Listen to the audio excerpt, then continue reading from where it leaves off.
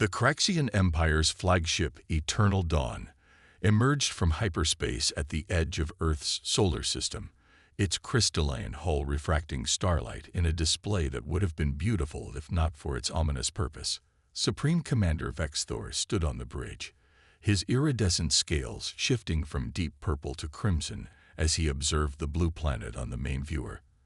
For over 3 millennia, the Craxians had conquered every civilization they encountered, their biological superiority and advanced technology making resistance futile. Another primitive world, Vexthor remarked to his second-in-command, Zira, her cybernetic implants glowing softly in the dim light of the bridge. Their most advanced vessels barely reached their own moon. Pathetic. Zira's metallic fingers danced across the holographic display, bringing up Earth's surveillance data. They still fight among themselves. Supreme Commander, their largest nations possessed nuclear weapons, but nothing that could threaten our ships. Standard conquest protocol should suffice. The Craxian Empire had perfected their invasion strategy over thousands of years. First, a show of force to demonstrate their superiority. Then, demands for surrender. Finally, systematic elimination of any resistance. No species had ever lasted more than 3 days against their might. But deep beneath the Pacific Ocean, in a facility unknown to even most of Earth's governments, Commander Sarah Chen was about to prove them wrong. The Underwater Defense Initiative, UDI, had been preparing for this moment ever since they detected the first Craxian signals 6 months ago. They're exactly where we want them, Sarah told her assembled team, her dark eyes reflecting the holographic display of the Craxian fleet.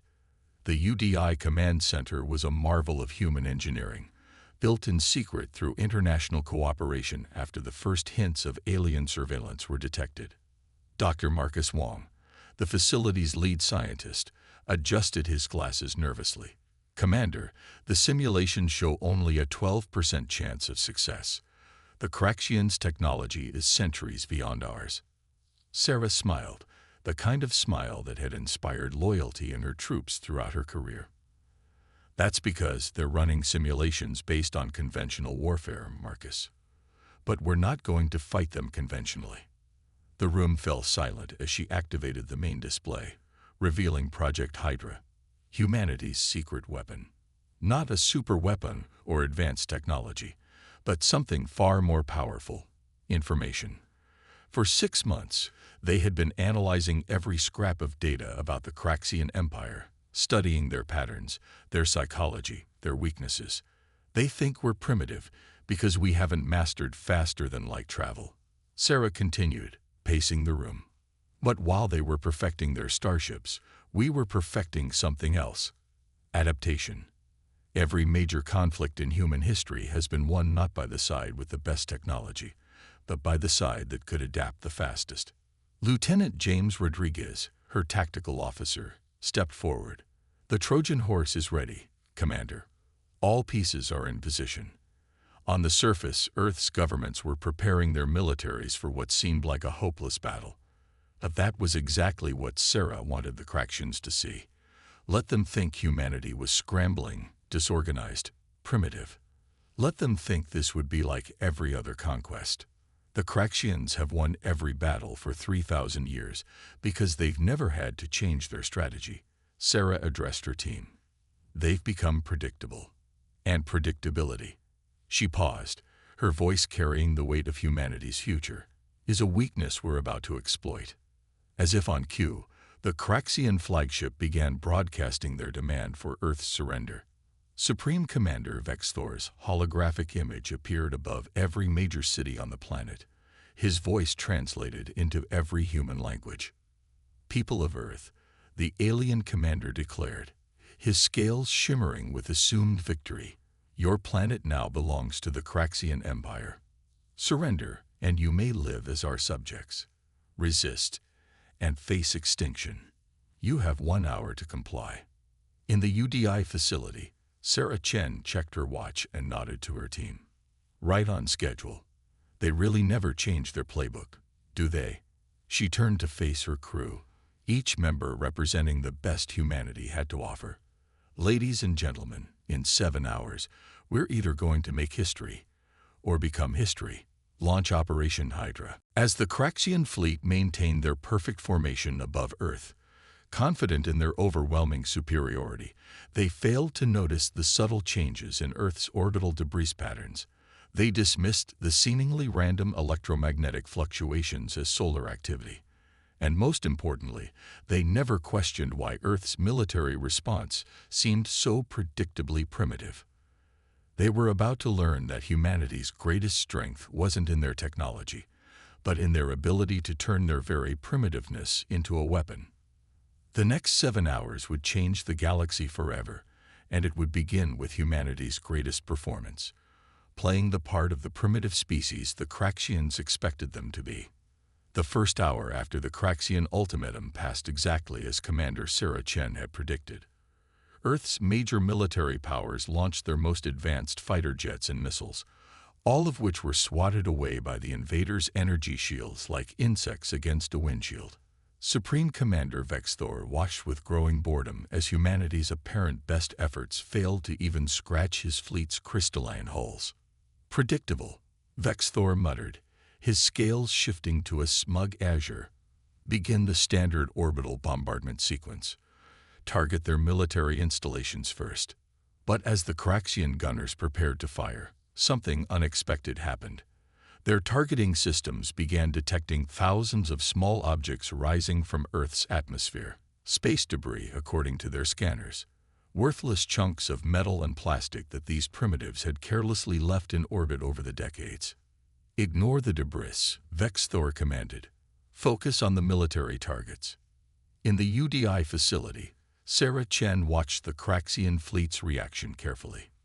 They took the bait, she announced to her team. Execute Phase 2. Dr. Wang's fingers flew across his console, activating Project Hydra's first major component.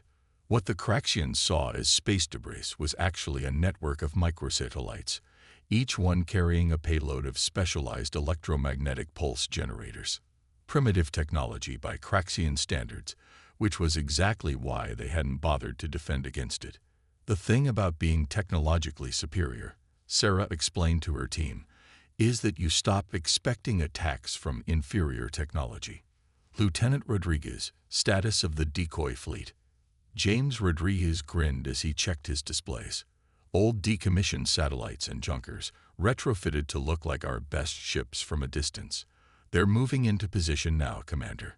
The Craxians are so focused on them, they haven't even noticed our actual forces. The debris continued to spread throughout the space around the Craxian fleet.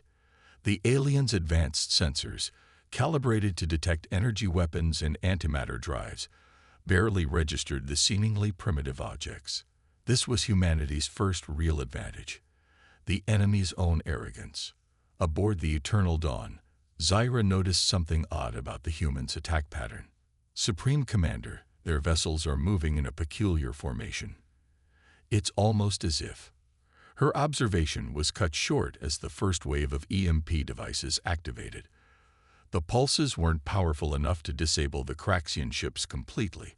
That would have been impossible with Earth's technology. Instead, they created just enough interference to disrupt the fleet's perfect formation protocols. Minor systems fluctuation, a Craxian technician reported dismissively. The humans' primitive electromagnetic weapons are no threat to our technology. Vexthor nodded, not even bothering to adjust his strategy. Why should he? The Empire had conquered worlds far more advanced than Earth without ever needing to deviate from standard protocols. But Sarah Chen and her team had counted on exactly this response. The EMPs weren't meant to disable the Craxian ships. They were meant to create tiny blind spots in their defensive screens. Gaps that would last only milliseconds, but that was all Earth needed. Launch the mosquitoes, Sarah ordered. From hidden bases across Earth's surface, thousands of tiny drones took flight. Each one was smaller than a human hand, powered by simple chemical rockets rather than the antimatter drives the Craxians would expect from a spacefaring civilization. They carried no weapons, only specialized data collection devices. Remember, Sarah told her team, we don't need to defeat their technology. We just need to understand it. The mosquitoes slipped through the momentary gaps in the Craxian shields, attaching themselves to the crystalline hulls of the alien ships. Their primitive nature made them virtually invisible to the advanced alien sensors, which were calibrated to detect far more sophisticated threats. Lieutenant Rodriguez watched in satisfaction as data began streaming in from the mosquitoes. "We're getting readings on their shield modulators, Commander. Their crystalline hull structure, their internal communication frequencies, everything." "How long until they notice?" Dr. Wong asked nervously. Sarah checked her watch. "They won't. Not until it's too late. The Craxians haven't had to worry about espionage in centuries. They've forgotten that sometimes the simplest methods are the most effective." Aboard the Eternal Dawn, Vexthor was growing impatient with humanity's apparent incompetence. "These humans are even more primitive than our intelligence suggested. They don't even understand that their weapons can't penetrate our shields." Zira, however, was becoming increasingly uneasy. Something about the humans' attack pattern wasn't fitting the standard profile of a primitive species' last stand. But before she could analyze it further, Vexthor gave the order to begin the invasion's second phase. "Launch the ground forces," he commanded. "Let's get this over with. I want this planet under Imperial control by the end of their solar day." As the Craxian dropships began their descent through Earth's atmosphere, Sarah Chen allowed herself a small smile. The aliens were following their standard invasion protocol perfectly, never suspecting that every move they made was playing directly into humanity's hands. "They're deploying their ground forces exactly where we predicted," Lieutenant Rodriguez reported. "Operation Trojan Horse is proceeding exactly as planned." "Good," Sarah replied, her eyes fixed on the tactical display. "Because in the next hour, we're going to teach the Craxian Empire something they've forgotten over their 3,000 years of easy victories." Dr. Wong looked up from his console. "What's that, Commander?" "That sometimes the most dangerous enemy isn't the one with the most advanced weapons," Sarah said, her voice hard with determination. "It's the one with nothing to lose and everything to learn." The Craxian dropships pierced through Earth's atmosphere like falling stars, their crystalline hulls glowing with heat. Supreme Commander Vexthor watched from orbit with satisfaction as the first wave of ground forces deployed across the planet's surface. 3,000 years of conquest had made the process almost routine. Establish landing zones, secure strategic points, and systematically eliminate any resistance. But the resistance they encountered was unlike anything in Imperial records. "Supreme Commander," Zyra called out, her cybernetic implants flickering with unusual patterns. "We're receiving strange reports from the ground forces. The humans, they're not fighting back." Vexthor's scales shifted to a confused yellow. "Explain." "They're just disappearing, falling back, abandoning their positions without a fight. It's not matching any known combat doctrine in our database." In the UDI facility, Commander Sarah Chen watched the confusion spread through the Craxian command structure with grim satisfaction. "Now," she ordered, "activate the mosquitoes." Across the globe, the thousands of tiny drones that had attached themselves to Craxian ships began their real work. Each one contained a simple but devastating payload. A virus. Not a computer virus. The Craxians' cyber defenses were far too advanced for that, but a biological one. "They're so proud of their crystalline technology," Sarah explained to her team. "But they forgot something crucial about crystals. They grow, and they can be influenced." Dr. Wong's research team had discovered that the Craxian ships weren't just made of crystal. They were made of living crystal, constantly growing and regenerating. It was what made their technology so resilient. But like any living thing, it could be infected. The mosquitoes released their viral payload, a specially engineered strain that began to ever so slightly alter the crystal's growth patterns. Not enough to cause catastrophic failure that would have been detected immediately, just enough to create microscopic imperfections in the lattice structure. "Ground forces reporting increasing equipment malfunctions," Zyra announced, her voice betraying a hint of concern. shield modulators operating at 98% efficiency, now 97%. Supreme Commander, something is wrong. Vex-Thor dismissed her concerns. Minor fluctuations. Focus on locating the human resistance. They must be planning something. He was right, but not in the way he imagined. As the Craxian ground forces pushed deeper into seemingly abandoned cities, they failed to notice the subtle changes in their environment. The humans hadn't just retreated. They had prepared the battlefield. Phase 3. Sarah commanded. Lieutenant Rodriguez, begin the sonic assault. Across every major city, hidden speakers began broadcasting at frequencies that humans couldn't hear, but that resonated perfectly with the increasingly fragile crystalline structure of Craxian technology. The effect wasn't immediate or catastrophic. Instead, it was gradual, cumulative, and most importantly, inexplicable to the invaders. Supreme Commander, a panicked voice came from the ground forces. Our weapons are. They're becoming brittle. The crystal is singing. For the first time in his long career, Vex-Thor felt a flicker of uncertainty. The humans were fighting in a way that defied all Imperial tactical doctrine. There were no armies to crush, no fleets to destroy, no resistance to break. Instead, their very environment seemed to be turning against them. In the UDI facility, Sarah watched as the Craxian formation began to show signs of strain. They're starting to realize something's wrong, she noted. But their military doctrine doesn't allow for tactical retreat. Their pride won't let them consider that we could actually be a threat. Dr. Wong monitored the data streaming in from their sensors. The crystal degradation is accelerating.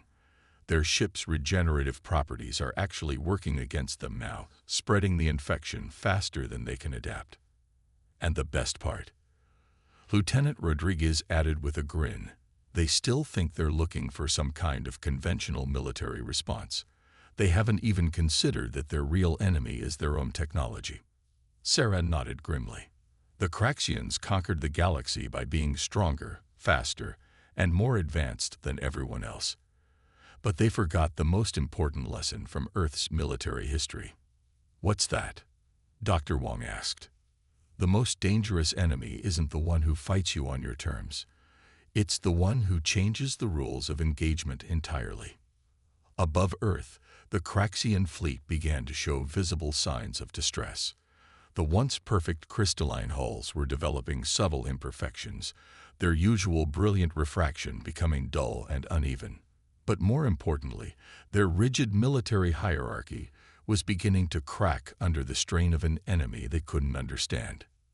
Zira, Vex-Thor demanded, his scales now a mottled pattern of confusion and anger.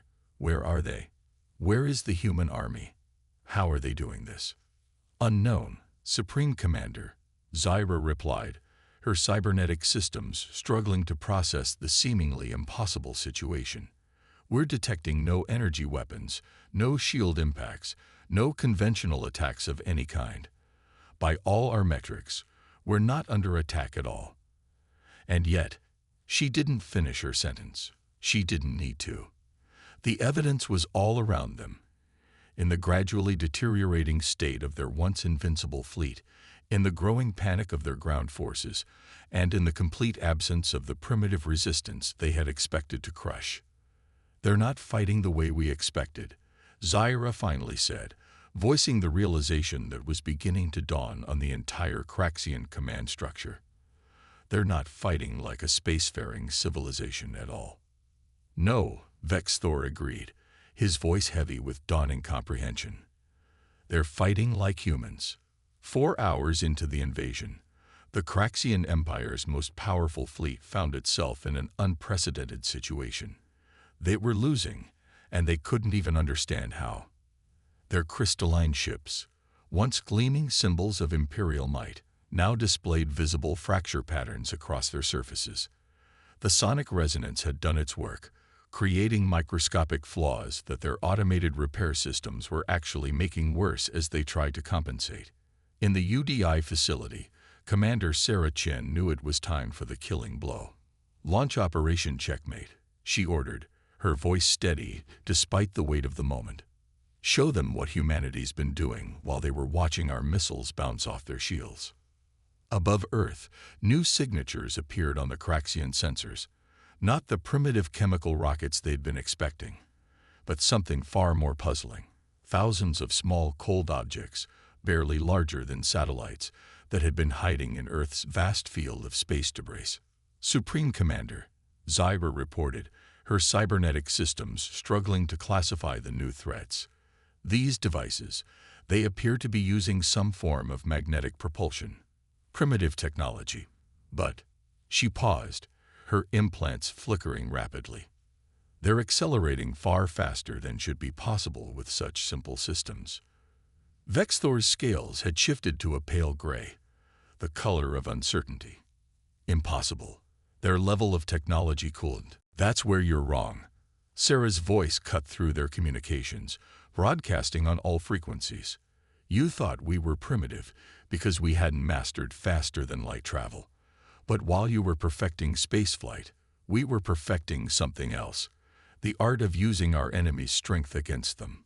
The small devices, which humanity had dubbed lodestones, activated their magnetic fields in perfect synchronization. Alone, each field was insignificant. Together, they created a complex geometric pattern of overlapping magnetic forces that interfaced with the crystalline structure of the Craxian ships in ways their designers had never anticipated. You see, Sarah continued, her voice carrying a hint of pride, we studied those crystals of yours. Beautiful technology. Growing, self-repairing, nearly indestructible. But they have one fascinating property. They're piezoelectric. They generate electrical charges when under mechanical stress, like the stress from, say, sonic vibrations or magnetic fields. Understanding dawned in Zura's artificial eyes. The sonic attacks, they weren't meant to damage our ships directly. They were preparing your crystal lattices, Sarah confirmed, creating microscopic stress points, charging them like countless tiny batteries. And now, the lodestones began to pulse in sequence, their magnetic fields creating waves of force that resonated with the charged crystal structures. The effect was devastating. Energy began to cascade through the Craxian ship's hulls, following the fracture patterns created by hours of sonic bombardment. All ships, emergency protocols. Vexthor commanded, but it was too late. The crystalline technology that had made their fleet invincible was now becoming their greatest weakness. In the UDI facility, Dr. Wong watched in amazement as his theories proved correct. The energy buildup is exponential, he reported. Their own power systems are feeding back into the resonance pattern. They're literally fighting themselves now. Lieutenant Rodriguez couldn't hide his satisfaction. They spent 3,000 years perfecting their technology, making it more powerful, more efficient, and never once considered that someone might turn all that perfection against them. Across the Craxian fleet, systems began to fail, not in the catastrophic way that advanced weapons might cause, but in a cascade of small, cumulative failures that their rigid tactical doctrine had no way to address. Their shields weren't being overpowered. They were being tricked into fighting phantom threats. Their weapons weren't being destroyed. They were becoming unreliable as the crystal structures housing them began to reorganize at the molecular level. This is Commander Sarah Chin to the Craxian fleet. Sarah broadcast again. In the past 5 hours, you've learned something that 3,000 years of conquest didn't teach you. Humanity doesn't play by your rules. We never have. You thought our technology was primitive because it wasn't like yours. But that's exactly why we're winning. On the Eternal Dawn's bridge, Vexthor watched in horror as his perfect formation began to break apart. Ships were losing power, weapon systems were failing, and through it all, those simple magnetic devices continued their relentless dance, turning his fleet's own technology against itself. Impossible, he whispered, his scales now pure white with shock. We are the Craxian Empire. We have never lost. Sarah finished for him. Never faced an enemy who didn't try to beat you at your own game. Never had to admit that maybe, just maybe, being the most advanced civilization in the galaxy made you forget the most important lesson of warfare. And what lesson is that? Zygra asked, her voice barely a whisper. That true strength isn't about having the best weapons, Sarah replied. It's about knowing how to use whatever weapons you have in ways your enemy never expects. You came here expecting to find primitives. Instead, you found humanity. And now you're going to learn why we survived every catastrophe our world threw at us, because we never fight the way our enemies expect us to. The Craxian Empire's greatest fleet hung in Earth's orbit, their magnificent ships now dulled and fractured, their perfect formation in shambles, and their unshakable confidence finally, irrevocably broken. And they still had 2 hours left to learn just how badly they had underestimated humanity. In the final 2 hours of humanity's first interstellar war, the galaxy witnessed something unprecedented. The mighty Craxian Empire, conquerors of 1,000 worlds, were frantically trying to retreat from a species that hadn't even mastered faster-than-light travel. But retreat was no longer an option. Their hyperspace drives are completely offline, Lieutenant Rodriguez reported, unable to keep the satisfaction from his voice.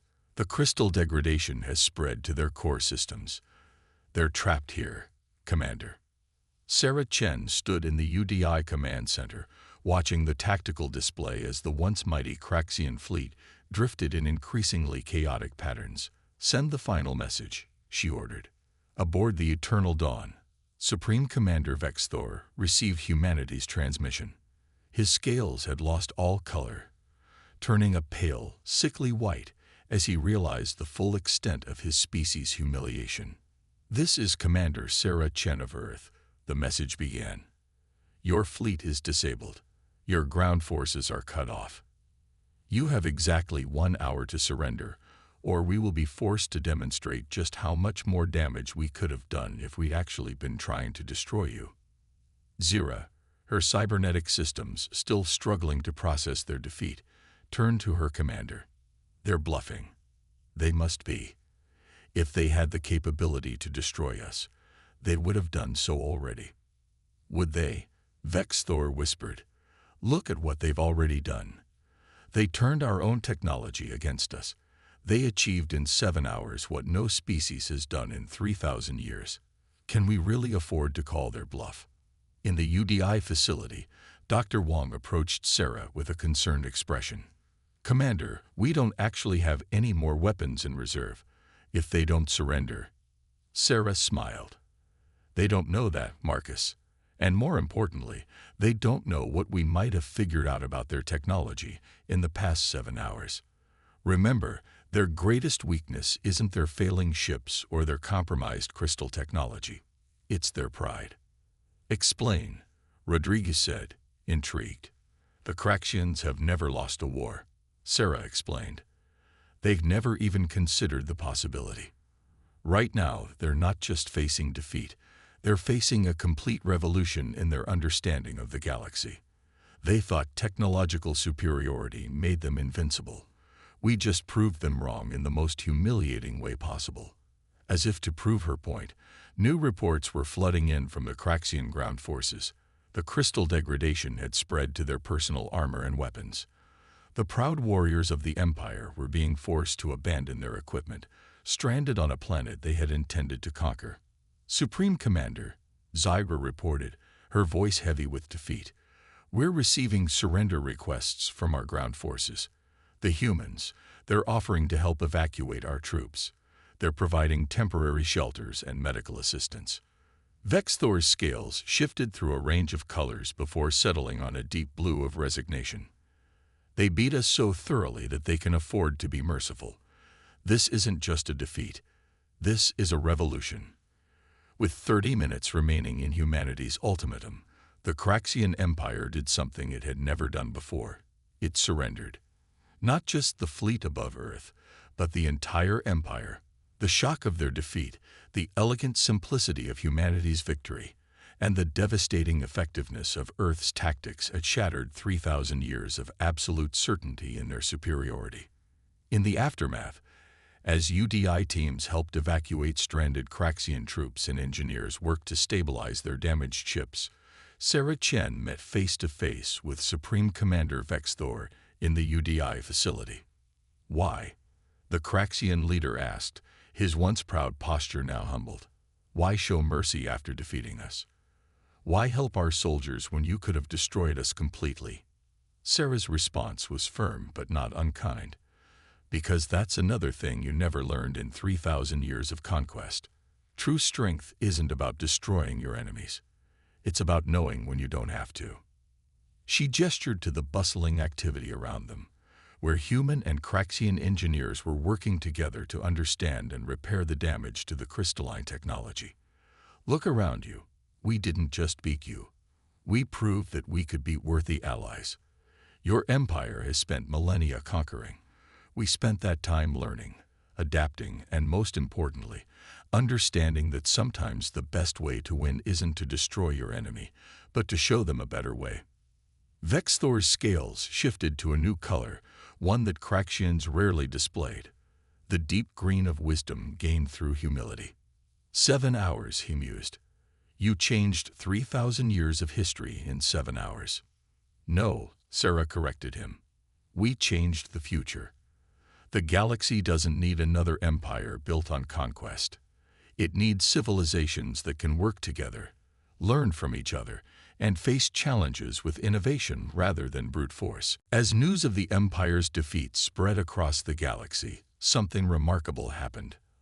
Other species, long suppressed by Craxian dominance, began to emerge.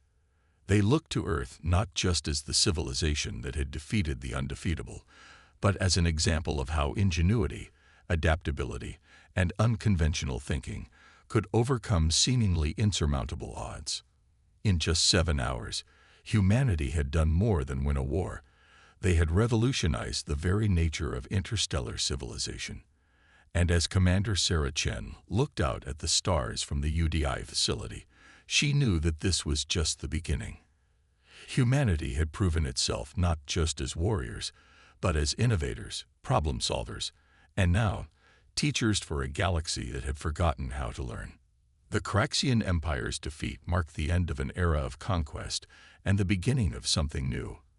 An age where strength would be measured not by technological superiority, but by the ability to adapt, innovate, and most importantly, to turn apparent weakness into unprecedented strength.